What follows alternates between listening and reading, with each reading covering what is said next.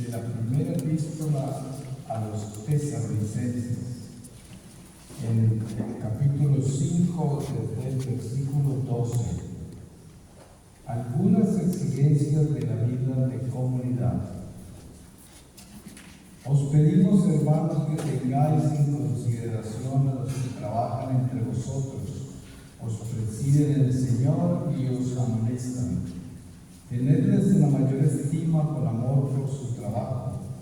Vivid en paz unos con otros. Os exhortamos asimismo, hermanos, a que amonestéis a los que viven desconcertados, animéis a los pusilánimes, sostengáis a los débiles y seáis pacientes con todos. Mirad que nadie devuelva a otro mal por mal.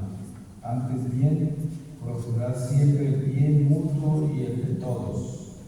Estad siempre alegres, orad constantemente, en todo dad gracias, pues esto es lo que Dios en Cristo Jesús quiere de vosotros.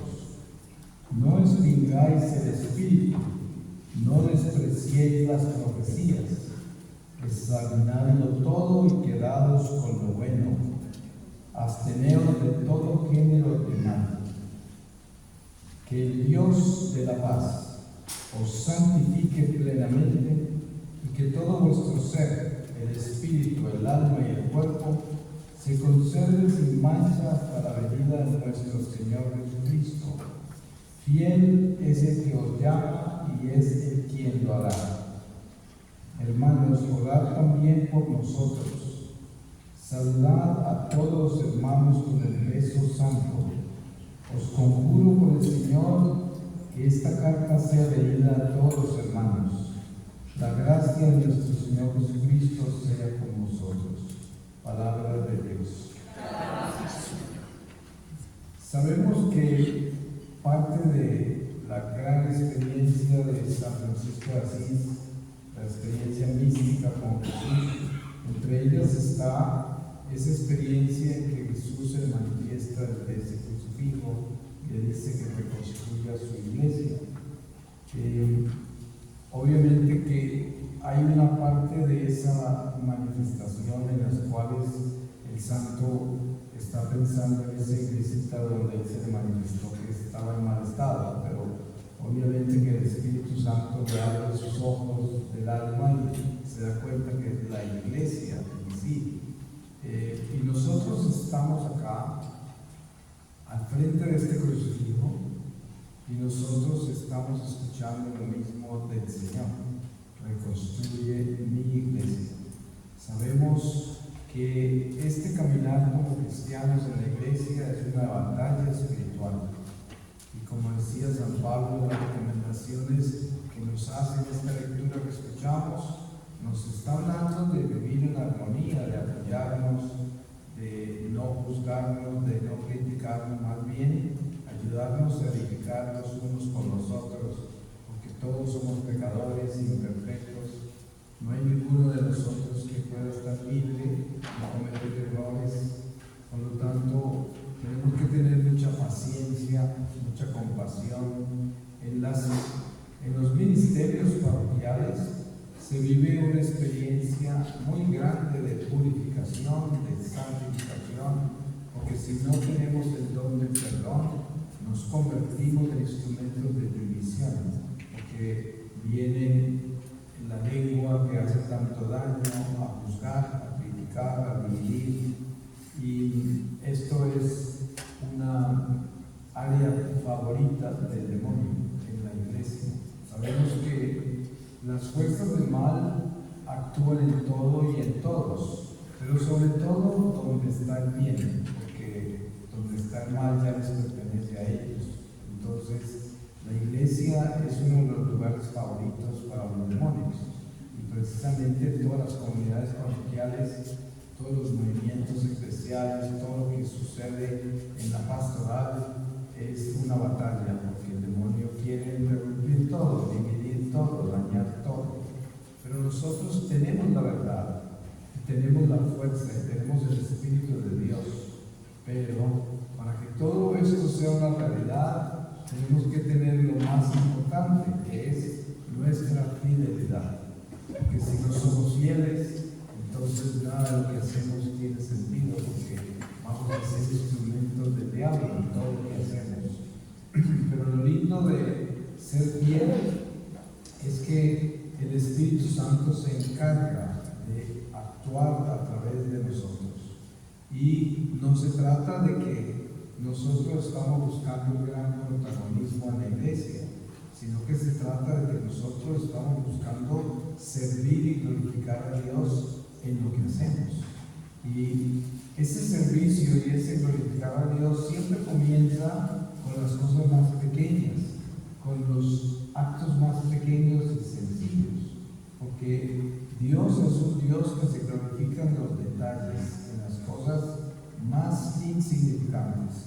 Mucha gente busca lo grande y por eso no ve a Dios, no lo encuentra y piensa que Dios es invisible. Pero cuando entendemos el verdadero sentido de la fe, dejamos de pensar que Dios es invisible y nos damos cuenta que más visible que Dios no lo hay. Si alguien es visible entre nosotros, es Dios. Y por eso basta con tener un espíritu de gratitud para saber que Dios está presente en todo. Porque cuando uno despierta por la mañana y abre sus ojos, se da cuenta que no los hubiera abierto si Dios no hubiese querido. Por lo tanto, quiere que esté más presente Dios que en su vida misma, que en esos ojos que se abrieron, que despertaron, que en esos pies que pueden caminar fuera de su cama. Dios está en todo eso y la gratitud nos lleva a entender eso. Es como los hijos cuando entienden la lucha de los padres, el esfuerzo y el sacrificio de los padres cuando son gratos y se dan cuenta que esos padres les están dando, esos padres los están apoyando, los están edificando, pero solo la gratitud puede ver eso, nada más. Y por eso San Francisco entra por esa puerta de la gratitud incondicional a Dios cuando entiende lo que le pide Jesús, de que reconstruya su iglesia. Y sabemos que la espiritualidad franciscana es un encuentro de la iglesia con el evangelio desnudo, el evangelio puro, que es el encuentro con la nada, con la pequeñez, la humildad, la renuncia a las cosas materiales, la obediencia incondicional a Dios y a la iglesia. Todo eso combinado hace la vida del cristiano real. Y por eso esa espiritualidad franciscana llega a esos niveles, hasta el punto de que usted va a la Tierra Santa, por ejemplo, y casi todos los tesoros de la iglesia de la Tierra Santa están en manos de los franciscanos. ¿Y por qué? No es así nomás que se los dieron, es que ellos son parte de unas batallas muy grandes en la iglesia que se han librado para defender la iglesia, y por eso han llegado a tener a ocuparse de estas cosas.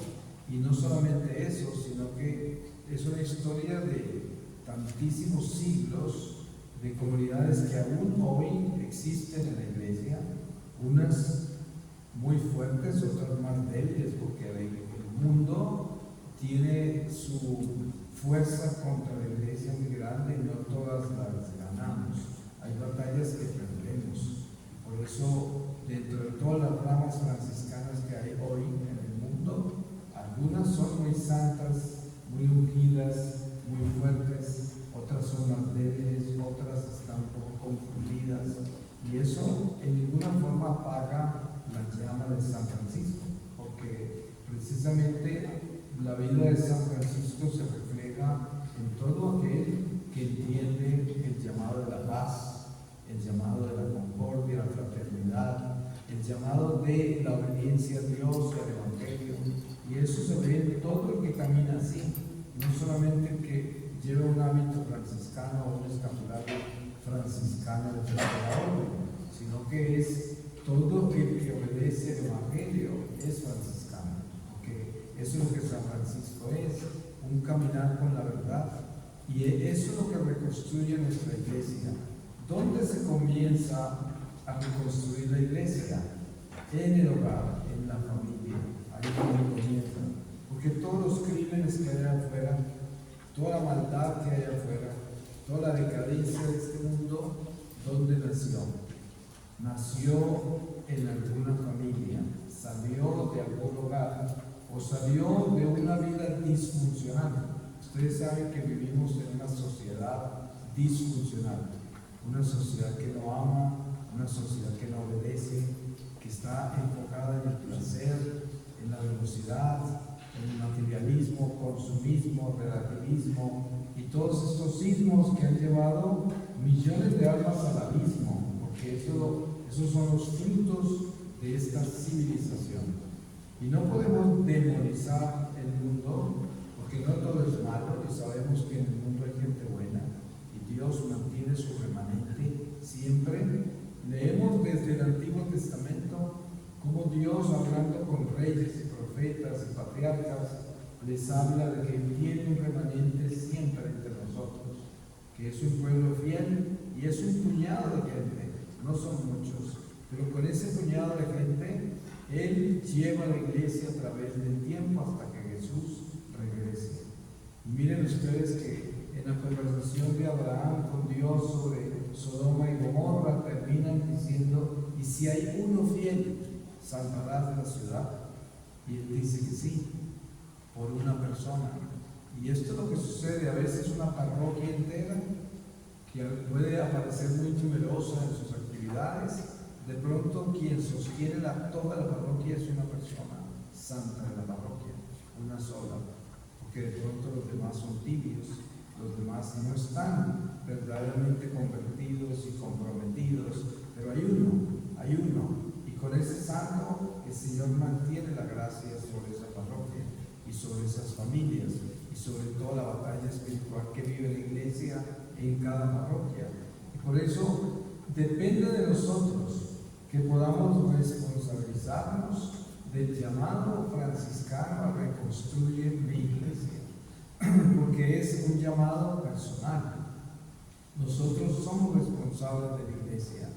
Usted viene a la parroquia y en la parroquia va a encontrar primero la humanidad de la parroquia, que puede ser su piedra que se tropieza, y segundo encuentra lo más importante, la divinidad, Jesucristo, Eucaristía del Sagrario, que es a quien debe venir a glorificar, a darle culto, a darle el señorío, a postrarse ante Él y entregarle su vida.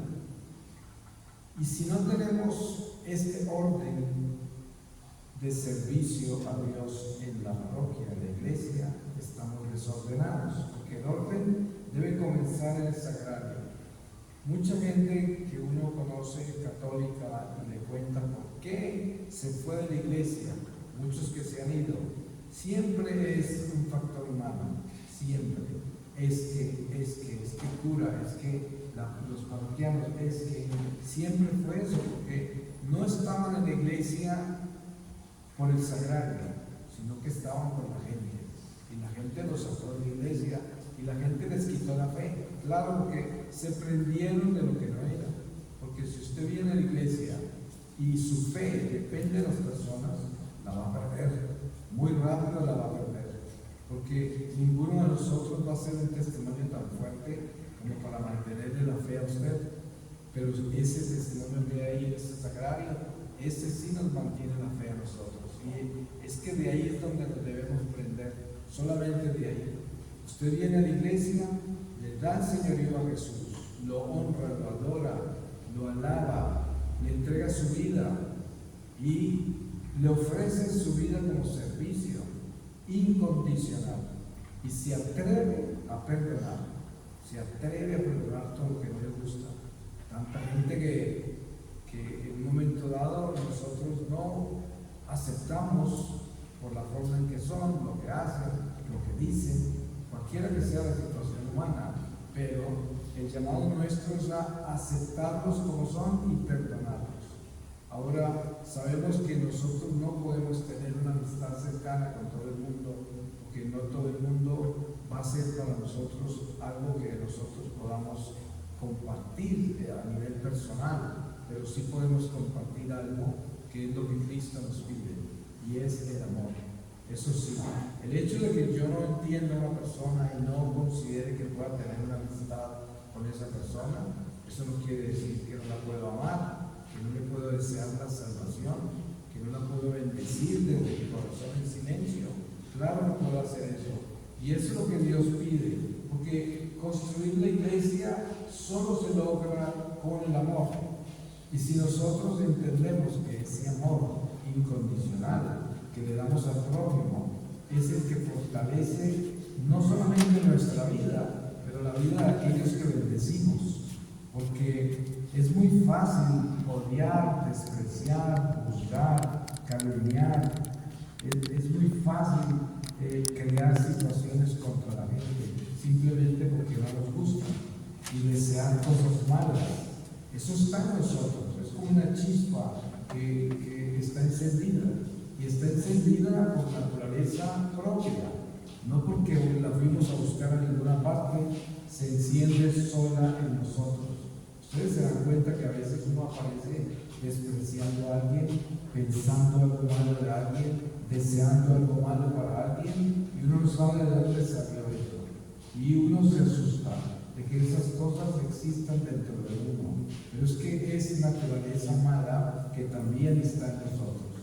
Por eso San Pablo nos enseña que el mal que no quiero hacer es el mal que termino haciendo, porque en nosotros hay una mancha que nos inclina a pecar, que no es nosotros, pero está en nosotros, que es causa del pecado original, y tenemos que estar conscientes de esa mancha para que no nos gane. Y por eso tenemos ese sacramento santo de la confesión, porque constantemente tenemos que reconocer quiénes somos y que a veces cometemos errores, caemos y tenemos que correr a arrepentirnos para mantener nuestra amistad con Dios y con el prójimo. Y es un ejercicio espiritual demasiado importante de mantener con vida y frecuentarlo lo más que podamos. Y por eso reconstruir la iglesia comienza con ese arrepentirnos y confesarnos, comienza con ese perdonar, comienza con ese reconocernos como pecadores y darnos cuenta de toda la miseria que hay en nosotros, la increíble miseria. Uno aprende cuando empieza a caminar con más responsabilidad y conciencia, aprende uno que uno debe evitar todas las conversaciones que hay donde se le está haciendo daño a una persona con la lengua. Uno las debe evitar siempre y debe retirarse y debe detener esas conversaciones si le corresponde a uno hacerlo, si tiene la oportunidad, porque ese es el demonio entre nosotros, y por eso hay que evitarlo como evitar la plaga, igual, porque hace mucho daño.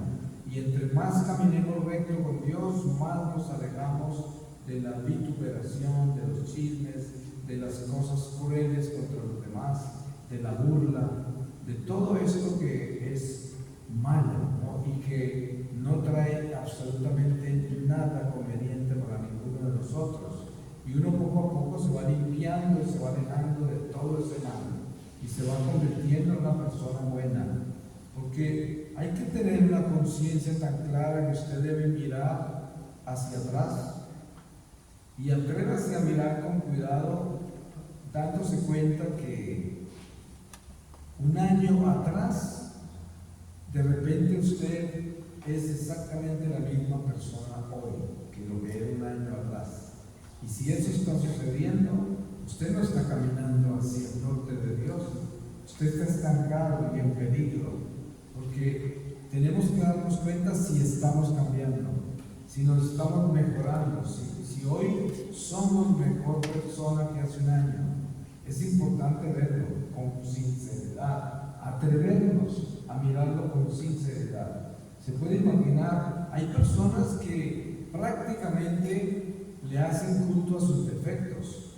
Hablan de que en mi familia todos somos intolerantes, todos somos de un temperamento súper difícil. Así era mi abuela, así es mi abuela, así es mi padre.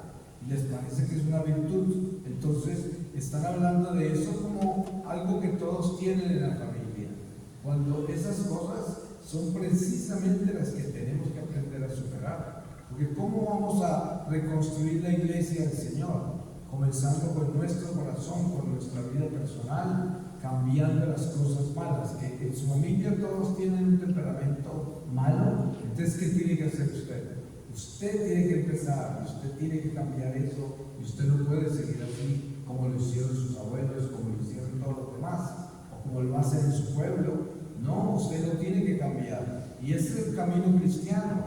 Construir la iglesia del Señor, reconstruirla, es precisamente reconstruir nuestro corazón.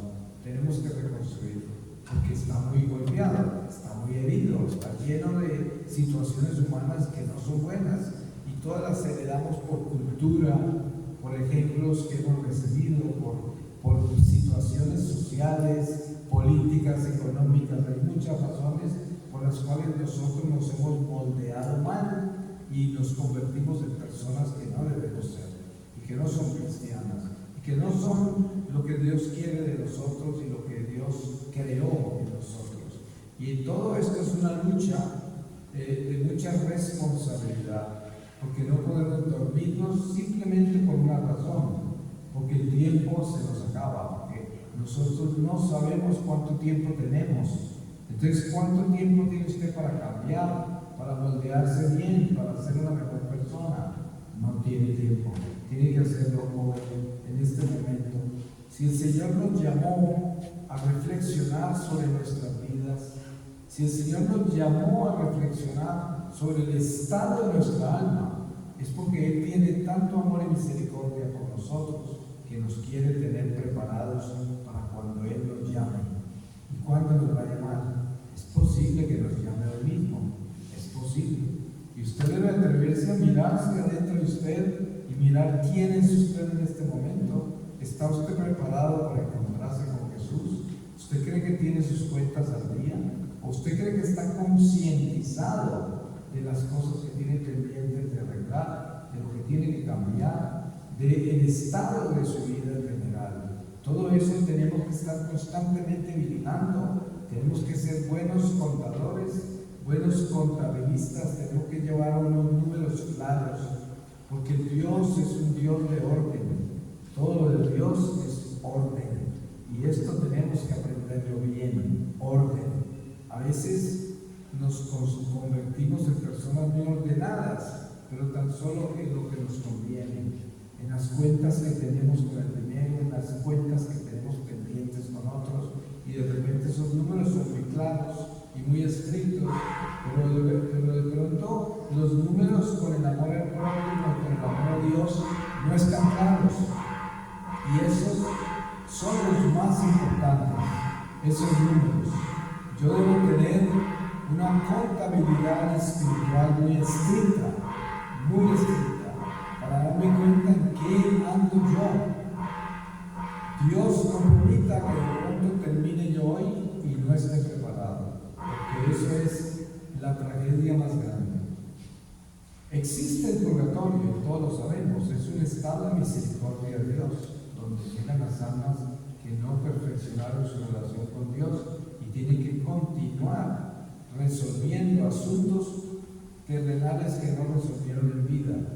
Pero no vamos a aspirar al purgatorio, tenemos que seguir el ejemplo de Jesús. Jesús siempre anotó su anuncio de vida eterna hacia arriba, hacia la casa del Padre, hacia el cielo. Él no lo anotó a ningún otro lugar, hacia el cielo.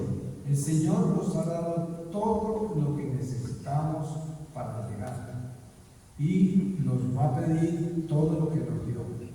Yo siempre pongo un ejemplo que nos muestra muy claro eso. Pedro fue un apóstol muy atrevido, en buen sentido de la palabra, porque él tenía esos impulsos grandes, como por ejemplo, Jesús camina en el agua, lo ven, y le pregunta a Pedro: si eres tú, Señor, que yo camine sobre el agua hacia ti. Y el Señor le da la gracia, y Pedro se atreve. Ustedes saben lo que es eso, atreverse a caminar sobre el agua. Eso no lo hace cualquiera, y todavía no había recibido Pentecostés. Y se lanza al agua a caminar y se va caminando hacia Jesús, pero no alcanza a llegar, se comienza a hundir y el Señor lo saca. Y ustedes saben que Jesús no lo felicitó por los pasos que dio. El Señor le dijo: hombre de poca fe, ¿Y por qué? Porque Jesús le había dado todo para llegar y no alcanzó a llegar. Entonces lo reprende, le dice, como quien dice, yo te di todo para llegar, ¿por qué te hundiste? ¿Sí? Y esto es lo que el Señor nos está diciendo a nosotros. El Señor nos dio el Espíritu Santo del bautismo, con eso nos dio todo. Tenemos todo lo que se necesita para ser santos, para cumplir la misión para la que nacimos, para llegar al cielo. Todo lo tenemos en nuestro propio bautismo. Y la Iglesia nos alimenta ese bautismo con los sacramentos, con la oración, con la doctrina perfecta que Dios nos ha dado a la Iglesia como una brújula, como armas de navegación por este mundo perverso y confuso y oscuro y peligroso. Sin embargo, la Iglesia para nosotros es una nave en la cual viajamos hacia el puerto seguro que es nuestro príncipe de paz, Jesucristo. Y dense cuenta que esto debe estar muy claro en nuestra vida para que entendamos que el Señor tiene todo preparado para nosotros, pero Él nos pide todo lo que nos dio. Por eso a Pedro le dijo, hombre de poca fe, porque le dio todo y no llegó. Y eso nos va a decir cuando nos encontremos con Él. No tenemos excusa para no haber cumplido con lo que debemos cumplir. Y esto debe despertarse en nuestra conciencia. No acostarnos ahí en la idea de la misericordia. Ustedes saben que hoy se predica la falsa misericordia. Todas estas sectas cristianas solamente hablan así. Y tanto predicador católico que quiere complacer a la gente, hacerse querido y famoso entre ellos, le habla a la gente solo de la misericordia. Y es verdad que Dios es infinitamente misericordioso. El mensaje a Santa Faustina Kowalska de la Divina Misericordia es precioso y Dios, por medio de Jesucristo, nos está diciendo: crean en mi misericordia. Pero hay algo que nunca podemos olvidar de esa misericordia, y es la justicia. No puede existir misericordia sin justicia. Les doy un ejemplo. Muchas personas, incluso teólogos muy conocidos, dicen que Dimas se robó el cielo, el ladrón de la cruz, que se lo robó. Pero yo no pienso que Dimas se robó el cielo, porque Dimas dio los pasos necesarios para encontrar esa misericordia. Primero, él le da el señorío a Jesús y lo reconoce como el Señor bueno e inocente. Le da el señorío. Luego, él reconoce que él es un miserable ladrón y que él y su compañero merecen todo el castigo, merecen todo lo malo, merecen morir en esa cruz. O sea, se confiesa sus pecados. Y por último, dice: acuérdate de mí cuando estés en el paraíso. Le pide misericordia. Pero miren que él no se lanzó a la misericordia de entrada. Primero dio los pasos para llegar a eso. Entró por la justicia. O sea, él no se robó el cielo. Él se lo ganó porque caminó hacia él dando los pasos correctos.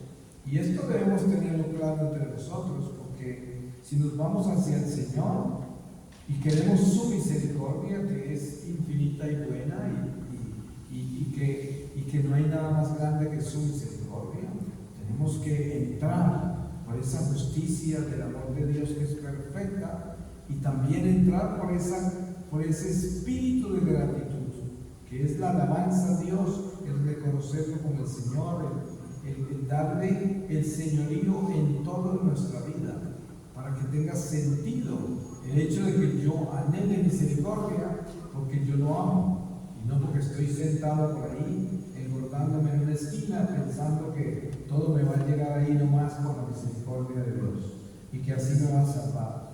No, tenemos que entender, como dice San Pablo: el que no trabaje, que no coma. Todos tenemos que hacer nuestro trabajo de nuestra salvación. Tenemos que llevar esa cruz al hombro, porque es lo que Jesús dijo: toma tu cruz y sígueme. Él no dijo: toma tu cruz, repártela con todos y sígueme, o toma tu cruz que yo te la llevo. No, toma tu cruz y sígueme. Cada uno de nosotros nos toca recorrer el camino de nuestra salvación a cada uno de nosotros. Nadie lo puede caminar por uno. Eso solo lo podemos hacer cada uno de nosotros. Y precisamente reconstruir la iglesia quiere decir, yo tengo que aportar lo que a mí me corresponde. Y lo que a mí me corresponde es asegurarme de que mi corazón está construido en Dios, que yo soy una célula viva que palpita en unísono con el corazón del Señor y con el inmaculado corazón de María, en un cuerpo que es la iglesia, y yo soy parte viva de ese cuerpo, no soy un coágulo, porque en eso se convierte una persona que está en pecado, una persona que no es de Dios, es un coágulo, porque si fue llamado a ser un hijo de Dios en la iglesia, enlistado para este ejército, y no cumple con lo que tiene que hacer, es un coágulo que no deja fluir el amor de Dios entre el cuerpo del Señor, entre el cuerpo místico de la iglesia. Y esa es nuestra responsabilidad. Así de que pidamos a Dios que nos dé esa bendición y esa gracia de tener conciencia de que cada uno de nosotros es verdaderamente una piedra viva del templo de Dios, y para que la iglesia se pueda reconstruir, nosotros tenemos que asegurarnos que esa piedra que somos esté saludable, esté bien. Como dice San Pablo, somos vasijas de barro que llevan el tesoro. Muy bien, pero entonces, ¿cuál es nuestra responsabilidad? Asegurarnos que ese barro está limpio, para que ese tesoro que llevamos en ese barro sea entregado a las almas y el Señor pueda hacer el trabajo que tiene que hacer a través de nosotros. Nuestra responsabilidad es mantener esta vasija limpia, esta vasija de barro, mantenerla fiel a Dios, limpia en el corazón, en la mente, en todo nuestro ser, y es nuestro deber. Voy a terminar con una lectura de la palabra y les leo a ustedes de la epístola a los Efesios, en el capítulo 4 del versículo 17. La vida nueva en Cristo. Por tanto os digo y os aseguro esto en el Señor, que no viváis ya como viven los gentiles, según la vaciedad de su mente, obcecada su mente en las tinieblas y excluidos de la vida de Dios por la ignorancia que hay en ellos y por la dureza de su corazón, los cuales, habiendo perdido el sentido moral, se entregaron al libertinaje hasta practicar con desenfreno toda suerte de impurezas. Pero no es así como vosotros habéis aprendido a Cristo, si es que habéis oído hablar de Él, y en Él habéis sido enseñados conforme a la verdad de Jesús.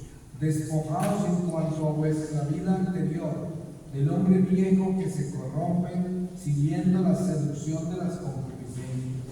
Renovad el espíritu de vuestra mente y revestidos del hombre nuevo, creado según Dios en la justicia y santidad de la verdad. Por tanto, desechando la mentira, decid la verdad unos a otros, pues somos miembros unos de otros. Si os airáis, no pequéis, no se ponga el sol mientras estéis airados, ni deis ocasión al diablo. El que robaba, que ya no robe, sino que trabaje con sus manos, haciendo algo útil para que pueda socorrer al que se halle en necesidad. No salga de nuestra boca palabra dañosa, sino la que sea conveniente para edificar según la necesidad y hacer el bien a los que os escuchen. No entristezcáis al Espíritu Santo de Dios, con el que fuisteis sellados para el día de la redención. Toda amargura, ira, cólera, gritos, maledicencia y cualquier clase de maldad desaparezca de entre vosotros. Sed amables entre vosotros, compasivos, perdonándoos mutuamente como os perdonó Dios en Cristo. Palabra de Dios. Pues le damos gracias a Dios porque Él es bueno y misericordioso, y el Espíritu Santo siempre nos confirma todo, para que estemos seguros que es Dios quien nos habla y que es el Señor quien nos exhorta y que Él nos visita. Él es muy puntual. y viene a decirnos exactamente lo que necesitamos escuchar. Pues que el Señor los bendiga, los santifique a ustedes. Yo sé que Dios es el único aquí que sabe lo que ustedes traen en su corazón. Nadie sabe eso, nadie lo puede entender, pero Él sí lo puede entender. No estamos solos, Él está con nosotros. Sin importar qué situación estamos viviendo en nuestra vida, no estamos solos. El Señor vive en nosotros y el Señor se ocupa de nosotros. Tenemos que confiar en Él, tenemos que amarlo, servirle incondicionalmente y creer que Él tiene un plan con nosotros y tiene un plan perfecto. Por eso es bueno abandonarnos a Él. Y la forma de abandonarnos a Él es siéndole fiel, cumpliendo con sus mandamientos y amando al prójimo, sobre todo perdonando, porque es lo que más nos cuesta. Amén. Amén.